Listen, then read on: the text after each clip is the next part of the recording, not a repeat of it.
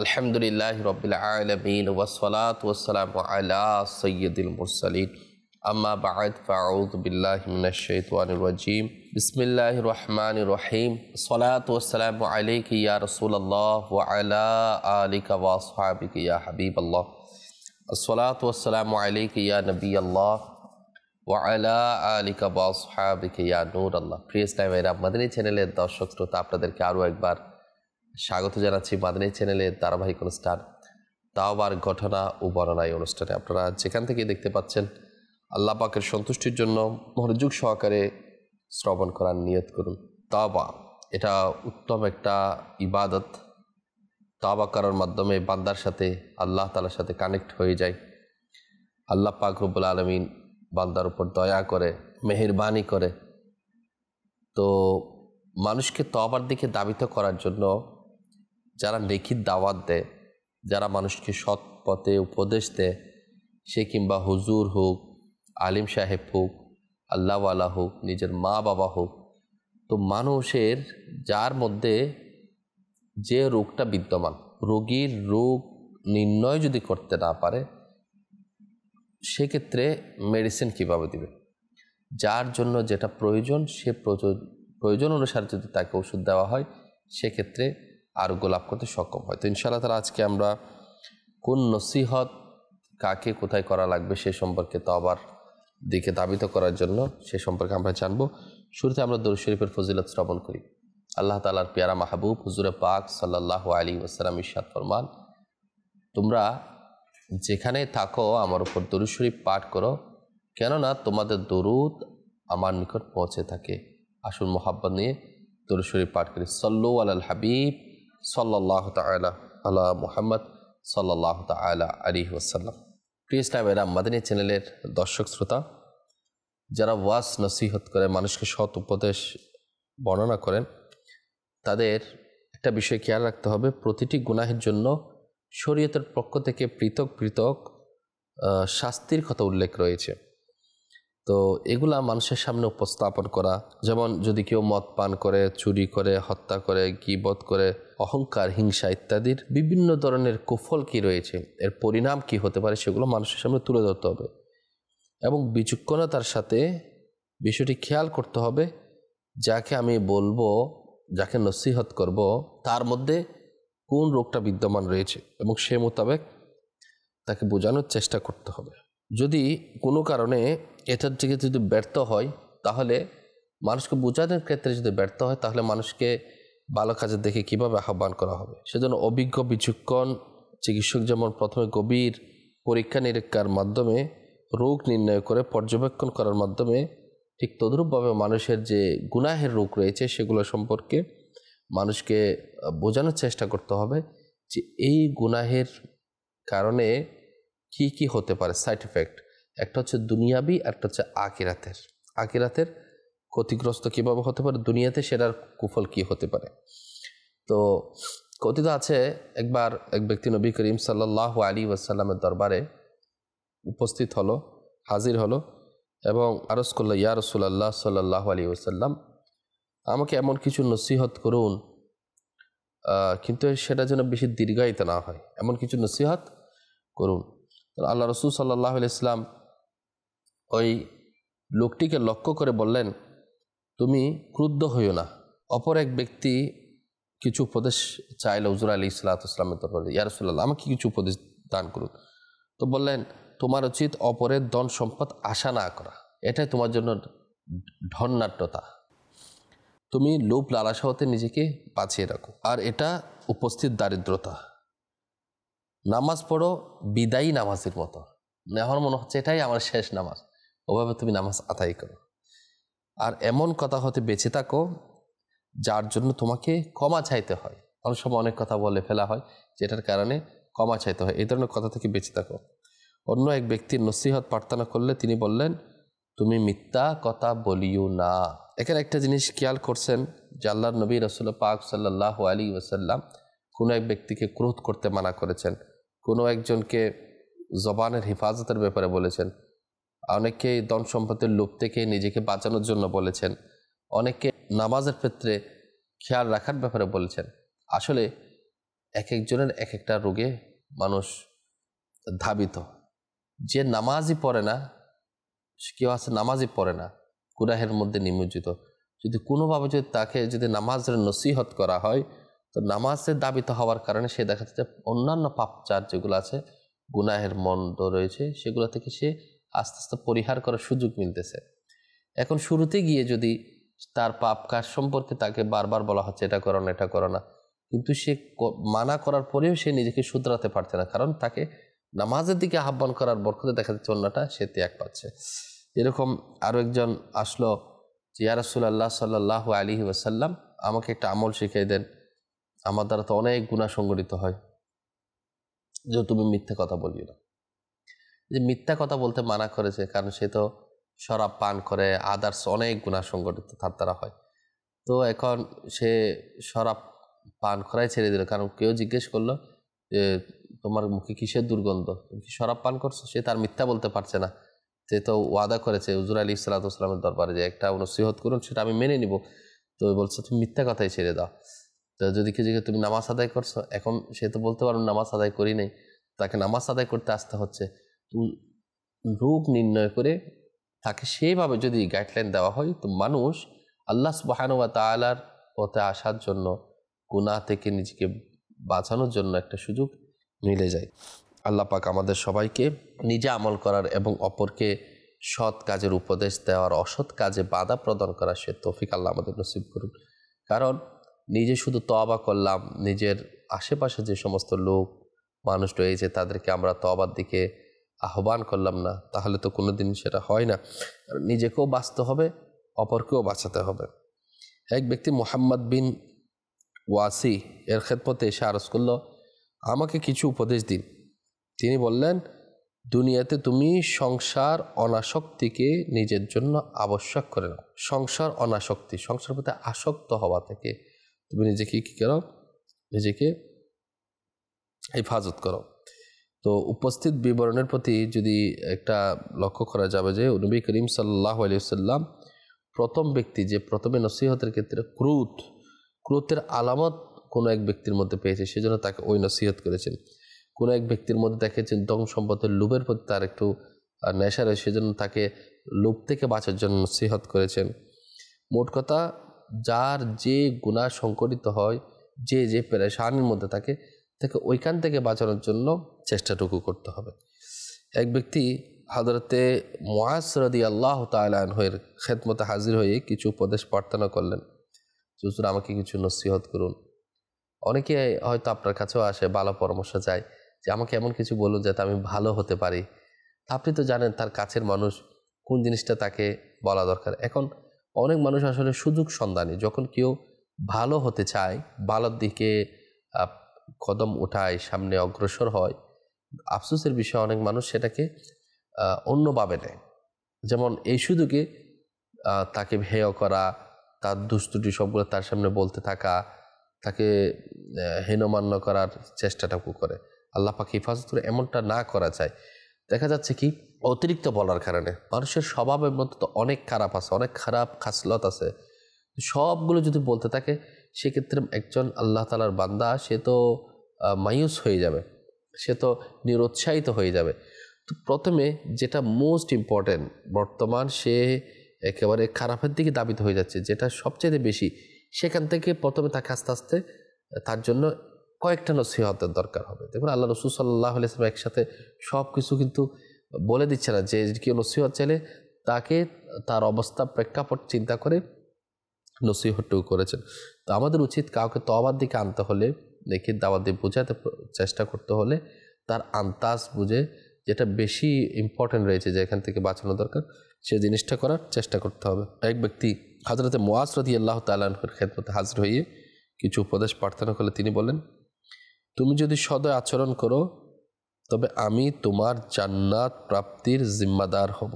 অর্থাৎ তিনি হয়তো নিজের অন্তর্দৃষ্টি দ্বারা এরা জানতে পেরেছেন যে লোকটির স্বভাবে অত্যন্ত রুক্ষ ও নির্দয়, তাই তাকে সদয় আচরণের উপদেশ দিয়েছিলেন।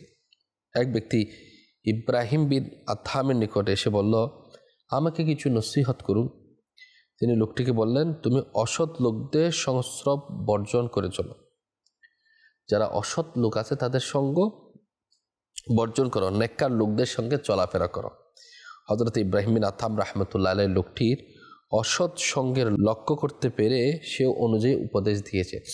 আমাদের সমাজে অনেক মানুষ আছে যারা দেখতে পাবেন অসৎ কাজের সাথে নিজেকে লিপ্ত রাখে।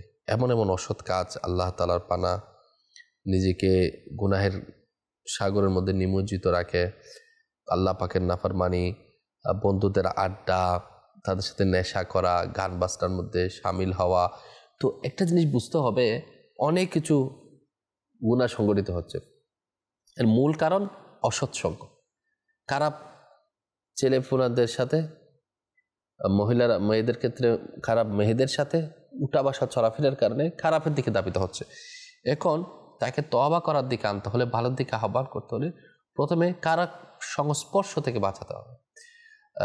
তখন অটোমেটিকলি ভাবে যে সমস্ত তার মধ্যে অসৎ আচরণ লক্ষ্য করা যায়, যদি খারাপ সংস্পর্শ থেকে বাঁচিয়ে যদি ভালোর দিকে যদি নিয়ে আসা হয়, তাহলে ইনশাআল্লাহ তাআলা অনেক কিছু ভালো কিছু আশা করা যেতে পারে। আল্লাহ পাক আমাদের সবাইকে বোঝার তৌফিক দান করুন। এই জন্য চিস্তিয়া তরিকার মহান পেশোয়া, মহান ইমাম খাজা মাঈনুদ্দিন চিস্তি আজমেরি রাহমাতুল্লাহ আলাইহি বলেন, সৎ লোকের সঙ্গ অবলম্বন করাটা সৎ কাজ করার চেয়ে উত্তম। অসৎ লোকের সঙ্গ নেওয়াটা, যারা অসৎ কাজ করে মন্দ লোক রয়েছে তাদের সংস্পর্শে থাকাটা, সেটা হচ্ছে খারাপ কাজ করার চেয়েতেও মন্দ। কারণ মন্দ লোকের সহচর্যে আপনাকে মন্দ বানিয়ে দিবে, আর ভালো লোকের সংস্পর্শে আপনাকে নেককার বানিয়ে দিবে। আমি কার সাথে উঠা বসা করবো, কার সাথে চলাফেরা করবো, কার সাথে উঠা বসা করলে আমার আল্লাহ পাকের রব্বুল আলামিনের দরবারে সিজদা করতে মন চাইবে, কার সাথে উঠা বসা করতে গেলে আমার রবের দরবারে ইস্তিগফার করার মন মানসিকতা আমার সৃষ্টি হবে। হযরতে আমিরে মুআবিয়া রাদিয়াল্লাহু তাআলা আনহু হযরত আয়েশা রাদিয়াল্লাহু তাআলা আনহাকে এই মর্মে অনুরোধ জানালেন যে আমার জন্য অতি সংক্ষেপ কিছু উপদেশ লিখে পাঠান। তো সে মতে হযরতে আয়েশা সিদ্দিকা তৈয়বা তাহেরা রাদিয়াল্লাহু তাআলা আনহা আমিরে মুআবিয়া রাদিয়াল্লাহু তাআলা আনহাকে লিখে পাঠালেন। প্রথমে হামদ এবং সালামের পর বললেন যে, একবার আমি রাসূল পাক সাল্লাল্লাহু আলাইহি ওয়াসাল্লাম থেকে বলতে শুনেছি, যে ব্যক্তি মানুষের অসন্তুষ্টির কিছুমাত্র পারোয়া না করে আল্লাহর সন্তুষ্টি কামনা করে, আল্লাহ রাব্বুল আলামিন তাকে মানুষের অনিষ্ট হতে রক্ষা করে। পক্ষান্তরে যে ব্যক্তি আল্লাহ পাকের অসন্তুষ্টি পারোয়া না করে মানুষকে সন্তুষ্টি করতে চায়, আল্লাহ তাআলা তাকে মানুষের হাতে ছেড়ে দেন। বাস্তবিকই অনেক লোক এমন রয়েছে যারা রবের সন্তুষ্টি চায় না, মানুষের সন্তুষ্টি চায়, তো তাদেরকে মানুষের কাছেই ছেড়ে দেওয়া হয়। আর অনেকে দেখবেন মানুষ তার উপর সন্তুষ্ট কিনা অসন্তুষ্ট সেটা বড় বিষয় না, আল্লাহ তাআলা রাজি কিনা, আল্লাহ তাআলা সন্তুষ্ট আছে কিনা। তো আমাদের সর্বদা খেয়াল রাখতে হবে আল্লাহ পাকের সন্তুষ্টি কোথায় আছে। আমি যে মানুষকে খুশি করব, এই খুশিটা আল্লাহ পাকের সন্তুষ্টির জন্য খুশি করা কিনা, নাকি শুধুমাত্র মানুষকে খুশি করার জন্য। প্রত্যেকটা জিনিসের মধ্যে আল্লাহ পাকের সন্তুষ্টি যেন অর্জন করার খেয়াল লক্ষ্যমাত্রা আমাদের থাকে। তাতে আয়েশা প্রজ্ঞা বুদ্ধিমত্তা লক্ষণীয় যে তিনি অতি সংক্ষেপে এবং সুকৌশলে সরকারি আমলা শাসনবর্গের সে ত্রুটির কথা উল্লেখ করেছেন যাতে তারা প্রায়শঃ লিপ্ত থাকে, অর্থাৎ তারা কেবল মানুষকে অনুগত ও তুষ্ট রাখাই ফিকির করে, কিন্তু আল্লাহ পাকের সন্তুষ্টির কোনো পারোয়াই করে না। হযরত আয়েশা সিদ্দিকা রাদিয়াল্লাহু তাআলা আনহা অন্য এক সময় আমিরা মুআবিয়া রাদিয়াল্লাহু তাআলা আনহুকে লিখেছেন হামদ এবং সালাতের পর যে, তুমি আল্লাহকে ভয় করতে থাকো, কেননা আল্লাহকে ভয় করলে তিনি তোমাকে মানুষের অনিষ্ট হতে রক্ষা করবে। পক্ষান্তরে মানুষকে ভয় করলে আল্লাহর সামনে তোমার কোনো অজুহাতই চলবে না। মানুষকে ভয় করছে, আল্লাহকে ভয় করছে না। যদি আল্লাহকে ভয় করা হয়, বড় বড় আউলিয়ে কামিলিনগণ এরা আল্লাহকে ভয় করেছে, তো জীব জন্তু মাছেরা পর্যন্ত আল্লাহর ওলির অনুগত্য কেমনে হয়ে যায়? যে হিংস্র জন্তুগুলো মানুষকে আক্রমণ করে তারাও অনুগত্য হয়ে যায়। কেন? কারণ ওইসব আল্লাহওয়ালাগণ আল্লাহর রাজির জন্য, আল্লাহর সন্তুষ্টির জন্য কাজ করেছে, আল্লাহকে ভয় করেছে। তো আমাদের মধ্যে দেখি আমাদের মধ্যে কি আছে। যদি আমাদের মধ্যে এই ধরনের অসুখ থাকে, আমরা সেটাকে চিকিৎসা করি, আল্লাহ পাকের সন্তুষ্টির জন্য আমরা সামনে অগ্রসর হই। তো যারা মানুষকে সৎ উপদেশ দেয়, নসিহত করে, তাদের জরুরি হলো মানুষকে মধ্যম পন্থায় মানুষের ব্যক্তির যে রোগ দুস্তুটি সম্পর্কে সম্যক জ্ঞান যখন তার মধ্যে চলে আসবে, সে অনুসারে তাকে কিছু উপদেশ দেওয়া, এর অতিরিক্ত যাতে বলা না হয়। কেননা সব ধরনের নসিহত একসাথে করা হলে সেটার মধ্যে কল্যাণকর থাকে না এবং সবাই সেটা বুঝেও নিতে পারে না। যদি কারো প্রশ্ন আসতে পারে, এখন আমি কিভাবে বুঝবো যে একটা আমি সবার সামনে বসছি, কিছু নসিহত করতে চাচ্ছি, যে জিনিসটা আমি ভালোভাবে করি, আমি আমল করি এবং অপরকে উপদেশ দিতে চাচ্ছি, সেক্ষেত্রে উচিত হচ্ছে এমন জরুরি নয় যে সব বিষয়ে তার সামনে উপস্থাপন করতে হবে, বরং এটার জন্য শরীয়তের এলেম থাকা দরকার। কারণ শরীয়তের এলেম একদিকে মানুষের জন্য খাদ্য তদ্রূপ, অন্যদিকে রোগ নিরামক ওষুধও বটে। তো খাদ্য সকলের জন্য, ওষুধ রোগীর জন্য জরুরি। তাই ধরনটা এমন হতে হবে যে যেটা যুগ উপযোগী, যেটা সর্বজনীনভাবে মানুষের মধ্যে গুনাহের মধ্যে লিপ্ত হয়ে যাচ্ছে, মোটামুটি বেশিরভাগ মানুষ যেটার সাথে জড়িত হয়ে যাচ্ছে, এমন বিষয়টা উপস্থাপন করে যেখানে ওইখান থেকে যাতে মানুষ ফিরে এসে গুনাহ থেকে তওবা করে আল্লাহ তাআলার দরবারে সে রুজু করতে পারে। এক ব্যক্তি হযরতে আবু সাঈদ কুদরি রাদিয়াল্লাহু তাআলা আনহুর নিকট কিছু নসিহত প্রার্থনা করলেন। তো তিনি বললেন, তুমি আল্লাহর ভয়কে নিজের জন্য আবশ্যক করে নাও, কেননা আল্লাহর ভয় হলো যাবতীয় কল্যাণের মূল। নিজের উপর জিহাদকে, অর্থাৎ আল্লাহ তাআলার রাস্তায় যুদ্ধ করাকে অনিবার্য করে না। তুমি নিয়মিত কোরআন শরীফ তেলাওয়াত করো, কেননা দুনিয়াতে তোমার জন্য আলোকবর্তিকা হবে। উর্দু জগতে এই তেলাওয়াত তোমাকে স্মরণ করে রাখবে। কথা বললে ভালো কথা বলবে, অন্যথায় নীরব থাকবে, ফলে তুমি শয়তানের উপর বিজয়ী হবে। এক ব্যক্তি হযরতে হাসান বসরি রাহমাতুল্লাহ আলাইহির নিকট কিছু উপদেশ চাইলে তিনি সংক্ষেপে তাকে বললেন যে তুমি আল্লাহর বড়ত্ব প্রমাণ করবে, ফলে আল্লাহ পাক তোমাকে ইজ্জত দান করবে। একবার লুকমান হাকিম তার পুত্রকে নসিহত করতে গিয়ে বলেন যে আলিমদের নিকট অতীব আদব এবং বিনয়ের সাথে বসবে, তাদের সাথে কখনো তর্ক করবে না, অন্যতে তারা খারাপ মনে করবে। দুনিয়াতে জরুরি পরিমাণ সম্পদ রেখে অবশিষ্ট সম্পদ আখিরাতের জন্য ব্যয় করে দিবে। রোজা এই পরিমাণ রাখবে যেন কাম শক্তি দমন হয়, এর অধিক রোজা রাখবে না যার ফলে তোমার শরীর দুর্বল হয়ে যাবে, যে তোমার নামাজের মধ্যে বিঘ্নতা করবে। কারণ নফল রোজা অপেক্ষা তো ফরজ নামাজটাই উত্তম। দুমুখো মানুষের সংস্রব বর্জন করে চলবে। কত সুন্দর নসিহত। হযরতে লুকমান হাকিম নিজের পুত্রকে আরো বললেন, কোনো বিস্ময়কর বিষয় না হলে অট্টহাসি দিবে না, হাসবে না, বিনা প্রয়োজনে ঘোরাফেরা করবে না। যে বিষয়টি তোমার জন্য উপকারী নয়, যেটা তোমার জন্য ভালো নয়, এমন বিষয়ে কারো নিকট কিছু জিজ্ঞেস করবে না। নিজের সম্পদ হারিয়ে অপরের সম্পদ হেফাজত করিও না। মৃত্যুর সময় যে সম্পদ রেখে যাওয়া হয় ওটাই হচ্ছে অপরের সম্পদ। হে আমার প্রিয় বৎস, এটা মনে রাখিও, যে অনুগ্রহ করে তার উপর অনুগ্রহ করা হয়। আসলে হাদিসে পাকের মধ্যে আসছে যে দয়া করে তাকে দয়া করা হয়। তারপর আরো নসিহতের মধ্যে আসছে যে নীরব থাকে সে নিরাপদ থাকে। হাদিসে পাকের মধ্যে আসছে যে চুপ রইল সে নাজাত পেল। আমির আহলে সুন্নাত বলেছেন, এক চুপ শত সুখ। তো লুকমান হাকিম তার পুত্রকে কত সুন্দর সুন্দর নসিহত করছেন, যে ভালো কথা বলে সে ওটার সওয়াব পাবে। এরপর যে ব্যক্তি মন্দ কথা বলে সে গুনাহগার হয়। যে ব্যক্তি নিজের সুখকে সংযত করে না সে অনুতাপ করে। এক ব্যক্তি হযরতে আবু হাজিমের নিকটে এসে বলল, আমাকে কিছু নসিহত করুন। দেখুন, মানুষ আসলে আল্লাহ ওয়ালাদের দরবারে যায়, যাওয়ার পর নিজের গুনাহ থেকে তওবা করার জন্য, নিজেকে তওবার দিকে আনার জন্য কতই না চেষ্টা করে আল্লাহ ওয়ালাদের দরবারে গিয়ে। তো বলে আমাকে কিছু নসিহত করুন। তো বললেন, তুমি মনে করছো এমন কিছুতে অংশগ্রহণ করলে মৃত্যুও হতে পারে, তোমার মৃত্যুও হয়ে যেতে পারে, তো এই বাপ মৃত্যুবরণ তোমার জন্য কল্যাণকর হবে, তবে অবশ্যই তুমি এটাতে অংশগ্রহণ করবে। প্রকান্তকে যে কাজটি এরকম হয় যে মৃত্যুবরণ তুমি কল্যাণময় মনে করছো না, তবে ওটা থেকে তুমি অংশগ্রহণ করবে না, ওই জায়গার ওই কাজের মধ্যে তুমি অংশগ্রহণ করবে না।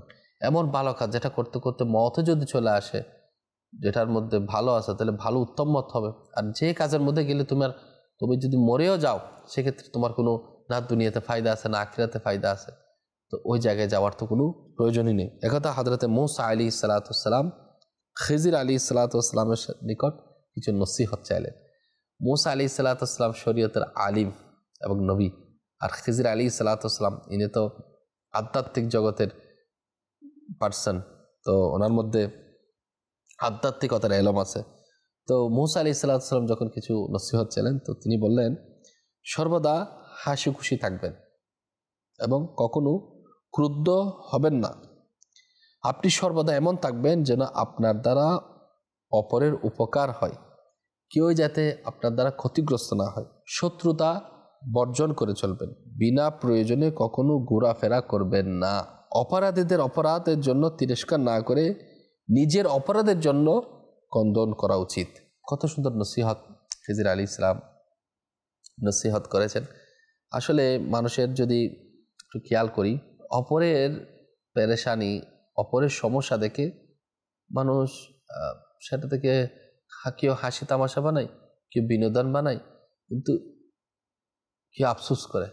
আফসোস নিজের জন্য করে না, অথচ অপরের সমস্যা দেখে নিজের জন্য তো আফসোস করা দরকার, যে আমার কি হবে, আমার কি হতে পারে, নিজের জন্য তো চিন্তা করা দরকার।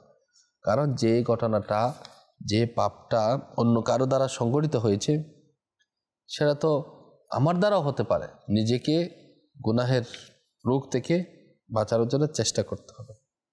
এক ব্যক্তি মুহাম্মদ বিন কেরাম এর নিকট কিছু উপদেশ চাইল। তিনি বললেন, সৃষ্টিকর্তা অর্থাৎ রব আল্লাহ তাআলার সন্তুষ্টি অর্জনের জন্য এমনভাবে চেষ্টা করা উচিত যেমন নিজের আত্মতুষ্টির জন্য চেষ্টা করা হয়। এক ব্যক্তি হামিদ লাফাফের নিকট এসে বলল, আমাকে কিছু নসিহত করো। তখন তিনি বললেন, নিজের দ্বীনের গিলাফ এরূপ বানিও না যেমন ধুলাবালি থেকে রক্ষা করার জন্য কোরআন শরীফের গিলাফ বানানো হয়। কেউ জিজ্ঞেস করলাম, দ্বীনের গিলাফ কি? জবাবে তিনি বললেন, অতিরিক্ত সম্পদ, কথা বর্জন করা, অপ্রয়োজনীয় মানুষের সংস্রব বর্জন করা। আসলে আল্লাহ পাক রব্বুল আলামিনের অসংখ্য মেহেরবানি, যারা আল্লাহওয়ালা তারা শুধু নসিহত করার মধ্যে নিজেকে সীমাবদ্ধ রাখেন না, নিজে নসিহত করেন এবং আমল করার চেষ্টা করেন। আল্লাহ পাক আমাদেরকেও সঠিক গাইডলাইন পাওয়ার সে তৌফিক আল্লাহ আমাদের নসিব করুন। প্রিয় ইসলামের মাদানী চ্যানেলের দর্শক শ্রোতা, অনেকজনের নসিহত সম্পর্কে আমরা শুনলাম, যে সমস্ত আল্লাহওয়ালাগণ মানুষকে ভালোর দিকে আহ্বান করার জন্য, কল্যাণের দিকে আনার জন্য কত সুন্দর সুন্দর উপদেশ দিয়েছেন। আমাদের জায়গা থেকে আমরা কতটুকু আমল করছি এবং মানুষকে ভালোর দিকে আনার জন্য আহ্বান করছি? যদি না করি আমাদের কি হবে? আমাদের অবস্থা কোথায় গিয়ে দাঁড়াবে? তো আমরা নিয়ত করি ইনশাআল্লাহ আমরা নিজেকে গুনাহ থেকে বাঁচিয়ে রাখবো, হেফাজত করব এবং চেষ্টা করব আল্লাহ রসুল সাল্লাল্লাহু আলাইহি ওয়াসাল্লামের সন্তুষ্টির জন্য ভরপুরভাবে ইনশাআল্লাহ তাআলা আমরা দুনিয়া আখিরাতে মঙ্গলের জন্য, আল্লাহ ওয়ালাদের যে নসিহত সেটার উপর নিজে শুধু আমল করব তা নয়, নিজে তো আমল করবই, সাথে সাথে মানুষকে নেকির দাওয়াত দিয়ে গুনাহ থেকে বারণ করাবো, তওবার দিকে আনবো, ইস্তিগফারের দিকে আনবো। সেটা ইনশাআল্লাহ তাআলা আমাদের জন্য দুনিয়া আখিরাতের মধ্যে কামিয়াবি হবে। আল্লাহ পাক আমাদের সবাইকে ইস্তিগফার, তওবার মধ্যে জীবন অতিবাহিত করার এবং আল্লাহ রসুল সাল্লাল্লাহু আলাইহি ওয়াসাল্লামের দেখানো পথে চলার সে তৌফিক আল্লাহ আমাদের নসিব করুন ইনশাআল্লাহ। মাদানী চ্যানেলের দর্শক শ্রোতা, আমাদের অনুষ্ঠান প্রায় শেষের দিকে। আগামী পর্বে আমরা আমাদের অনুষ্ঠানটা সমাপ্তির দিকে টানবো ইনশাআল্লাহ। তো জানবো এক আল্লাহওয়ালা কীভাবে তওবা নসিব হয়। আল্লাহওয়ালাগণ দেখবেন অনেকে এরকম যে জীবনের মধ্যে অনেক পাপ তাদের দ্বারা সংগঠিত হয়েছে, কিন্তু কোনো না কোনো ওয়েতে তারা তওবা করে নিয়েছে, তো আল্লাহ তাআলার দরবারে এমন মকবুল হয়েছে, বড় আল্লাহর ওলি হয়ে গিয়েছে। তো ইনশাআল্লাহ তাআলা আমরা তওবা ইস্তিগফার সম্পর্কে তো জানলাম। আল্লাহ পাক আপনাদেরকে যারাই দেখছেন সবাইকে দুনিয়া আখিরাতের মধ্যে কল্যাণ দান করুন। আমিন বিজাহিন নবীর আমিন সাল্লাল্লাহু তাআলা আলাইহি ওয়াসাল্লাম। সাল্লু আলাল হাবিব সাল্লাল্লাহু তাআলা আলা মুহাম্মদ সাল্লাল্লাহু আলাইহি ওয়াসাল্লাম।